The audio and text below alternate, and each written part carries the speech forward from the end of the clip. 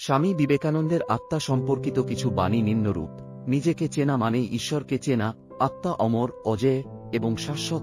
আমাদের প্রকৃত পরিচয় আত্মার মধ্যে নিহিত। আত্মার শক্তি অসীম। মানুষের দেহ নশ্বর, কিন্তু আত্মা অবিনশ্বর। আত্মার প্রকৃতি সৎ, চিত্ত, আনন্দ। আত্মার মধ্যে সকল শক্তি নিহিত। আত্মার সাথে যুক্ত হওয়া মানেই প্রকৃত শান্তি লাভ। আত্মা সবসময় মুক্ত, কোনো বন্ধনে আবদ্ধ নয়। আত্মাকে জানলে সমস্ত কিছু জানা যায়। আত্মার মধ্যে মহামুক্তি নিহিত। আত্মার অনন্ত শক্তি উপলব্ধি কর। নিজের আত্মাকে জানার মাধ্যমেই প্রকৃত মুক্তি সম্ভব। আত্মার শক্তি অন্তহীন, এর সঠিক ব্যবহার করতে হবে।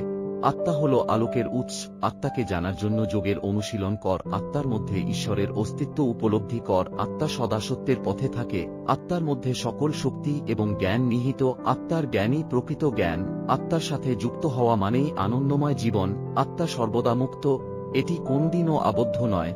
আত্মার প্রকৃতিকে জানলে ভয় থাকে না। আত্মার সাথে মিলনের মাধ্যমেই প্রকৃত সুখ। আত্মা মানবিকতার মূল ভিত্তি।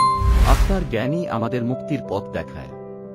আত্মাকে জানার মাধ্যমেই সকল বন্ধন থেকে মুক্তি। আত্মার সাথে যুক্ত হওয়ার মাধ্যমে সকল কষ্টের অবসান হয়। আত্মার শক্তি সর্বশক্তিমান।